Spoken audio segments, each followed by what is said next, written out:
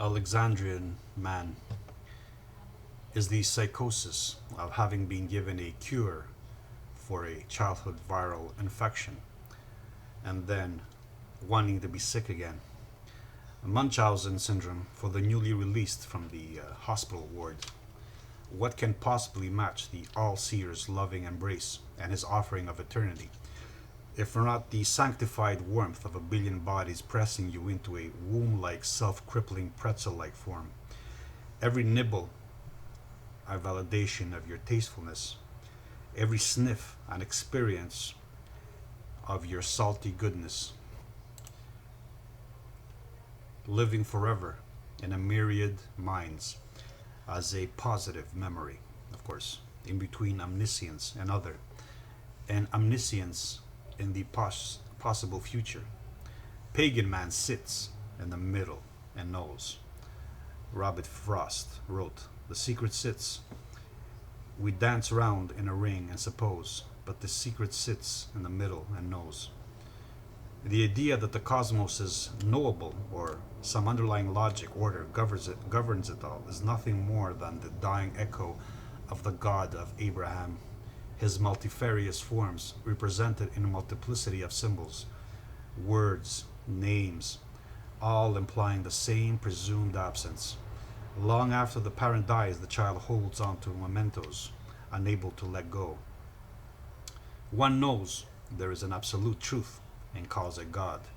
The other knows there is absolute truth and calls it by another name, open to its eventual discovery. Pagan, the natural man, deals in probabilities within a cosmos of possibilities. He builds hierarchies and lives by them, accepting both costs and benefits. He holds no authority, whether divine or sublime or idea, as above him. Everything is fluid. How can we not begin our little trek into linguistic madness if we do not place the word nihilism right at the top, the beginning? Even though I've defined it, I believe in my other vids, my other videos. I think I've done it in A War Like No Other.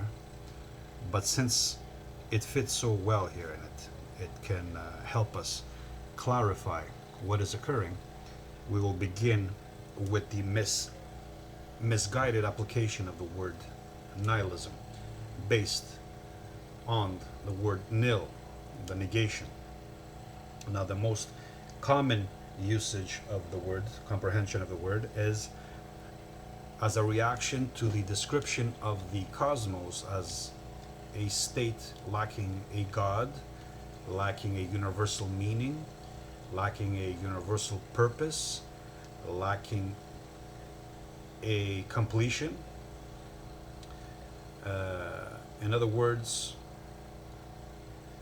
whatever the universe is, the nihilist considers this a nil. He insists that the universe contain these abstractions, these human abstractions. Otherwise, he will react to this absence of these abstractions in the negative. And this is where the confusion, this is where the inversion of nihilism happens. And it begins with a very understanding of its own title, which is the opposite of how one ought to react to the world as a state of void of meaning, of purpose, of a God, because this is exactly what makes life possible, and this is exactly what we call possibility itself and probability. Without it, man is enslaved by this absolute, because what nihilism describes as being absent is the absolute, and the mind reacts to this in the negative. But in fact, it is exactly this absence of the absolute that makes life possible, and that makes human consciousness possible, and that makes then choice possible. Of course, the Christians make it out to be like a grand scheme, testing phase. where our spirits are tested by God, so as to determine if we're worthy of entering his paradise, again under his authority, under his dominion. But even the secular nihilists who use words in the scientific way or in artistic ways, and are atheists, many of them, actually imply the same thing as the Christians do, only they subtract from this consciousness. So they believe in the same absolute as a positive, and the absence of this absolute as a negative, but they don't anthropomorphize it. So they don't believe in God as this consciousness that judges or is aware of what they're doing, cannot judge them at all, which immediately eliminates morality. This is what they want to eliminate: the shame in relation to an authority, so then they can be free to believe in whatever crap they want, especially in sheltering environments where there is no cost. Like I said in my previous video, there's no cost to being weak or to making a mistake. So since there's no cost, there's no, why even bother being stringent? Why take it seriously? So the modern secular version, the Marxist version, the humanist, simply takes the Christian and eliminates the authority of God, which imposes a moral rule on top of it. So for him, the absolute now is conceptualized in any way. He can name his God using any term. It doesn't really matter. The God, though a singular God, comes by many names, as the Christians believe themselves. So why not any name which is positive, which feels good, which is promising, which is absolute? In other words, what the modern hypocrite, the positive nihilist, what he's done is he's taken a pre-existent conception of the absolute, which is a reaction to a world he cannot tolerate as it is, and then he's reinvented it, he's baptized it, he's secularized it, and then he's taken the word and raised it to the status of the divine, the sacred. Now this process, like I implied earlier, entails a detachment from the world. This is the process of sanctification, of raising an idea above the worldly, the earthly, because we consider the world dirt, right? Dirty, evil. So in order to sanctify it, we make it into a pure noumenon. In other words, a noumenon that has no relationships, no connection, no relation to anything phenomenon in the phenomenon world. It's totally void of references.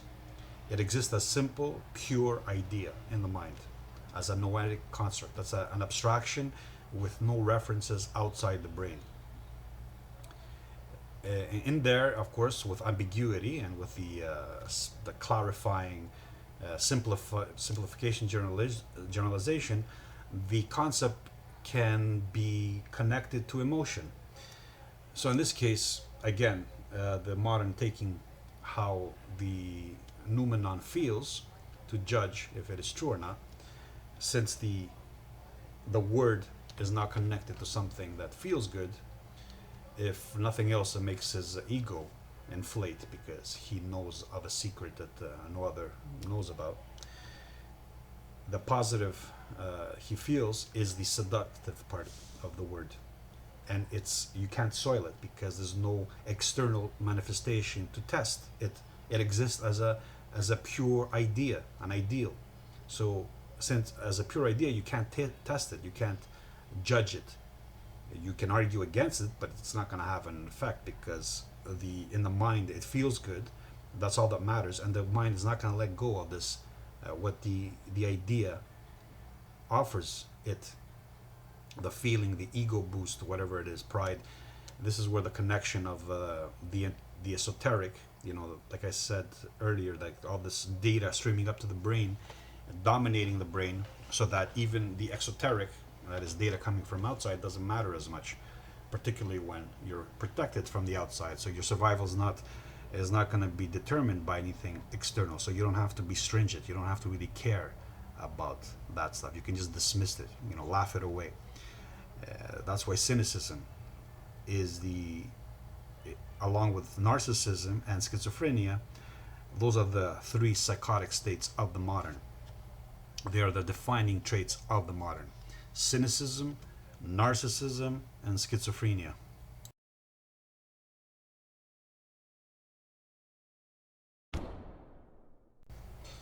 Keeping the word above, beyond the perceived, the phenomenon, is a way to preserve it, to save it from criticism, since now it is connected only esoterically, and you can teeter totter between meanings. You can one moment claim that it's more scientific, that it's connected to some external reference point, and then when that's critiqued, you can go back to the internal references, connections to emotion, to sensation, to ego, where no critique can never enter, and where you can claim that you're always misunderstood, that nobody can understand you because the connection is so vague that it can mean anything, that you can shift the meanings around.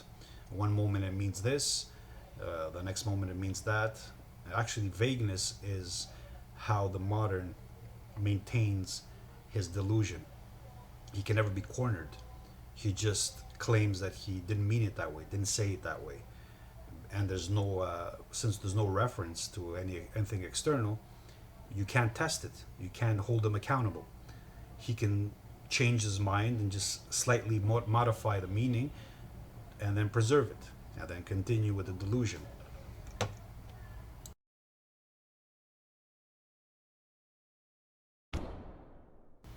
The next word we're gonna analyze is another one of the favorites of nihilism and moderns, and the one that's been also sanctified, detached from its original meaning, its original utility, and that is the word humanity or human.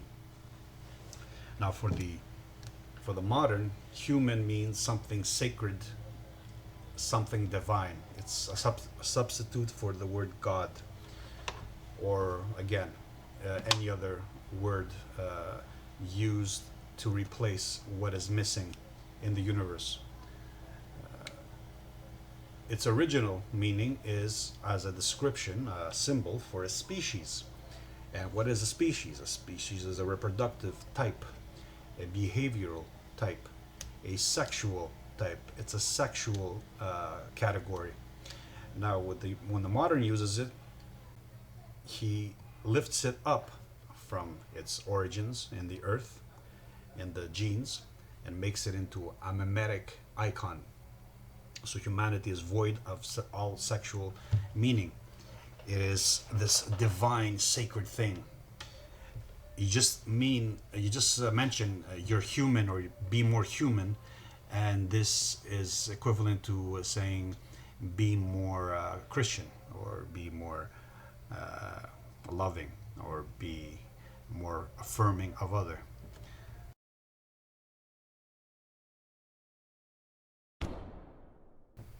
So again, here the average person uses the word without even understanding what he means. He just parrots words.